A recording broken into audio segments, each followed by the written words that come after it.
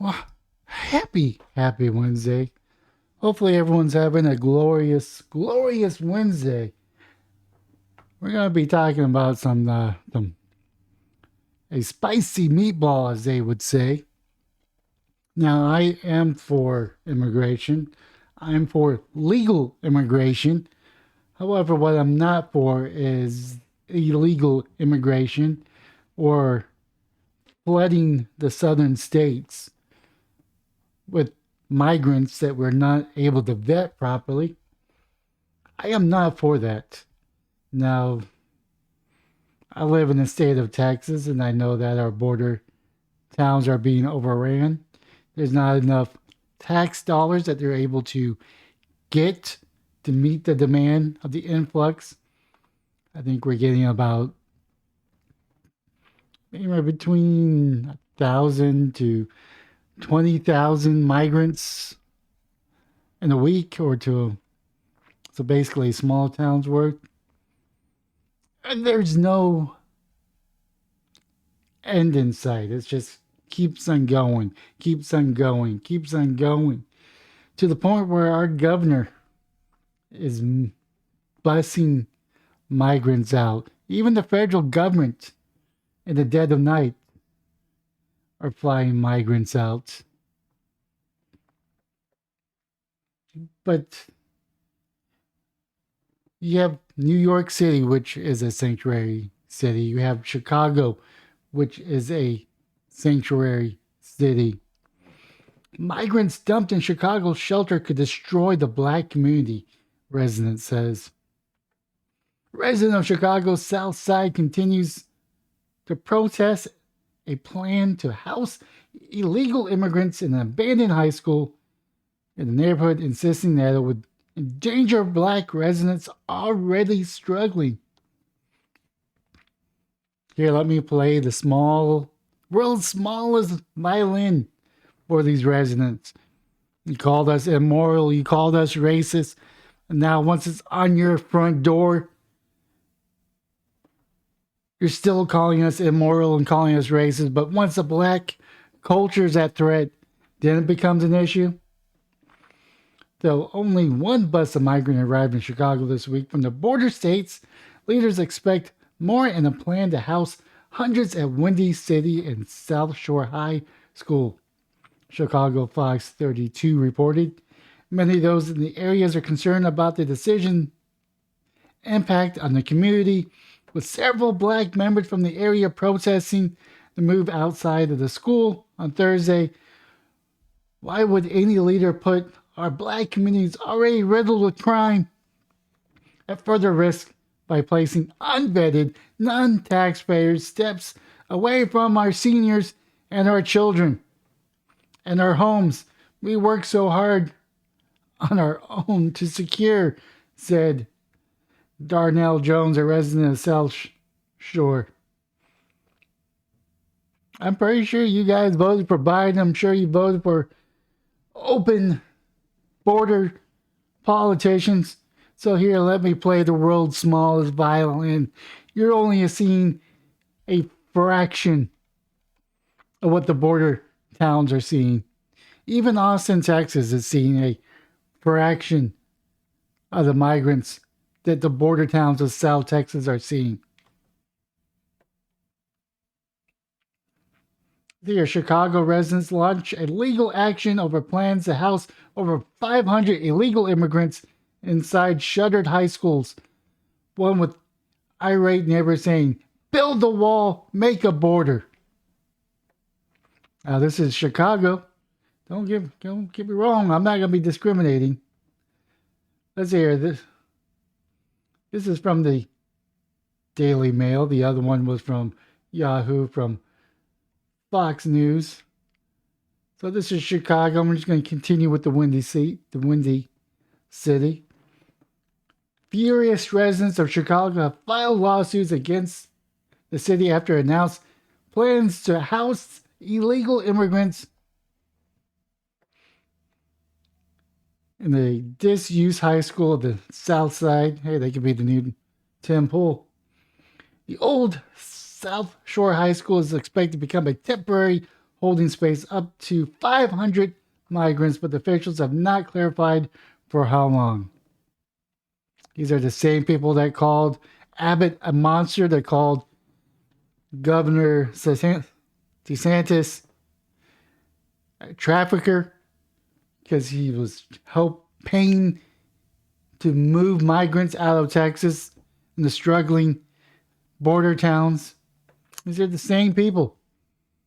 A lawsuit filed after on May 4th, hundreds of South Shore residents packed into an auditorium and bombarded local officials with criticisms over plans to house the migrants in school, complaining about the safety and lack of consolation.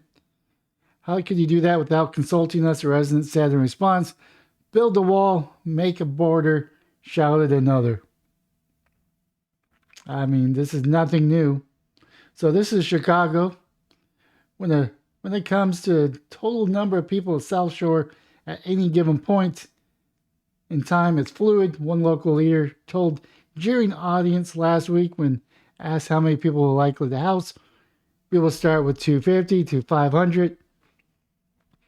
Nubia William, a city hall official, was also booed as she faced a frustrated crowd, a voice who their concerns over safety. What's important is that we are really establishing this humanitarian crisis, and here we are. And we are here, she said. While the crisis may constitute an emergency for the city of Chicago, it does not constitute an emergency for the South Shore community, Alderman Michelle A. Harris said. Many of those residents have now banded together on Thursday, a lawsuit filed claiming that the school had not been zoned for residential use and that residents were not properly consulted. It doesn't really say who she is, but let's see here. Not properly consulted on the plans. The lawsuit comes after Mayor Lori Lightfoot declared a state of emergency over the arrival of migrants to Chicago, which she says has reached a breaking point. We don't have any more space. I can't emphasize that enough, said Lightfoot. On Monday, Texas Governor Abbott told Lightfoot that he will not stop busing migrants from Texas to north to Chicago. Oh. So that was just Chicago. That is just Chicago. You got Fox News Business. New York execs file lawsuit as homeless veterans are getting kicked out of hotels for migrants. Now, as a veteran myself, I hate the fact that veterans are being used as a prop here. Orange County executive awaits judge decision on restraining order to halt migration transportation. Dozens of migrant checks to Orange County, New York hotels. The county executive has sued to stop immigration search after watching veterans get kicked out for migrant vacancies. If there's anyone that we should be helping, it would be the people, would be our brothers and sisters who served our military. We shouldn't be kicking them out over migrants. I'm pretty sure the check for migrants costs more than homeless veterans, but doesn't matter. We should be helping the veterans. We're waiting, hopefully today, to get a temporary restraining order from the Supreme Court. We're in front of a judge right now. We're waiting for her to make this decision that would help us, but we're really out on our own. Orange County Executive Stephen Neuhaus said on Varney and Company Monday, but it's a tough situation, he continued. And unfortunately, we're seeing people like our veterans get kicked out of hotels in exchange for homeless illegal immigration or illegal migrants to New York City. According to the Orange County official, state police and the sheriff have continued to uphold the migrants' emergency declaration but ordered them to run to hotels in response. Nahas has filed a restraining order directed that the New York City manager or City Mayor Eric Adams migrant transportation plan and hotels housing them. Let's see, we have no information on who these people are. Do they have IDs? Have they been vetted? My committee is up in arms, and we're really getting zero answers from New York City. You know, it's not really up to New York City. I mean, you may be pissed at New York City, but New York City is full. Texas is full. Chicago is full. Guess what? There's more on the way. You know why there's more on the way? Because of Joe Biden. Joe Biden's immigration policies. This is the true cost of it. They're overwhelming the cities. They're overwhelming resources. All because they don't want a remain in Mexico policy. Earlier Monday on Fox and Friends, first New York State Assembly Brian Meyer slammed the Biden administration and New York officials for allowing veterans to get booted. So the Biden administration, Governor Hochul, and the city of New York, they have all had a part in this, and it's totally embarrassment. Mueller told Code host Joey Jones, "It's a slap in the face of veterans, to the citizens of New York in this country who are really being cast aside to allow for asylum seekers to come here. They're not asylum seekers, they are legal immigrants. Call them what they are." At the end of the day, when it comes to this particular situation, you had combat veterans who were homeless, who were told to get out of their hotel. After one day, Sharon and her team scrambled to find them locations. And right now, what we're trying to do is let those veterans know we appreciate them. We're embarrassed by what's happening to them, and we have their backs. Oh, but it gets worse for New York. It gets worse for New York. Drastic crisis may force New York to use, well, it's not really using, they are going to be using, use 20 school gyms to house migrants, spark anger. New York has begun converting public school gymnasiums, there we go. One of these days I'll learn to read and speak. Gymnasiums into housing for international migrants. Let's call them illegal migrants. In this latest effort to accommodate a growing population of illegal aliens, they're abusing asylum seekers who have overwhelmed the city's homeless shelters. I'm adding that part because that's what they are. They're illegal immigrants. They're coming over here, taking our resources. They're taking our schools over. They're taking our hotels over. They're kicking out our veterans. They're changing the black culture in Chicago. Or it's a threat to the black culture. All for what? Because they don't want to fight what's right for in their country, their point of origin. The move to use the gyms as shelters within 6 weeks still to go in school year touched off an immediate backlash, with parents organizing a protest at several schools threatened to keep their kids home once the migrants arrive. Mayor Eric Adams, a Democrat, acknowledged Tuesday that the use of schools was drastic, but insists that the city is out of options. Around 4,200 migrants sought space in city shelters last week alone. That is a fraction of what border towns see. Keep in mind, that is a small fraction of what border towns see on a daily basis. 20 school gyms are currently being considered for temporary housing. Those facilities are built for children with kids-sized restrooms and sinks and without showers, but they're being prepped for adult migrants. Now, this is for the NBC New York. At least one of them in Coney Islands was housing migrants on Tuesday.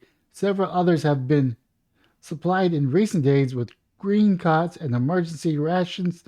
The mayor said that the school gyms were intended to be used for short periods, with the goal being to move the people out quickly.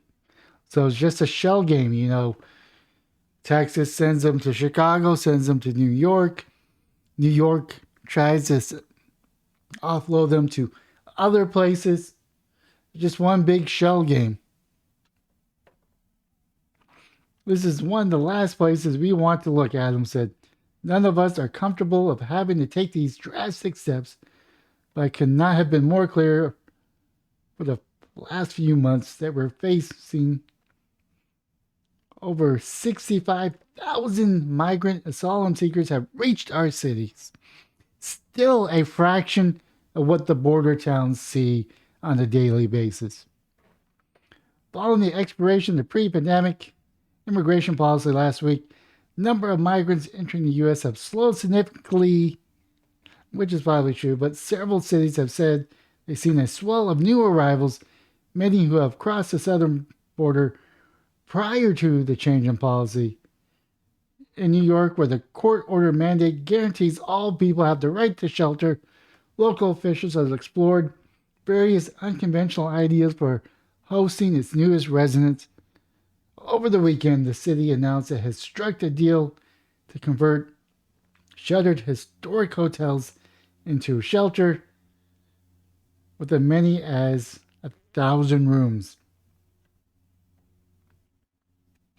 This is the true cost of our open border policies. Your overwhelming cities that have not been known to be migrant centers or illegal migrants or asylum seeker centers. Most of the time, it's handled by the southern border. But our southern borders are being overwhelmed. Some will call it an invasion.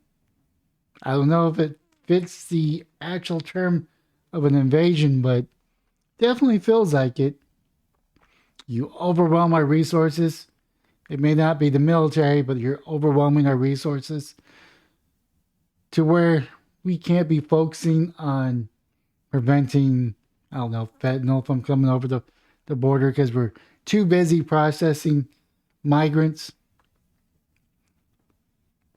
This is just the true cost of it. We're being overwhelmed one city at a time. This is something that's not new to Texas, Arizona, New Mexico, California. I don't know what the solution is.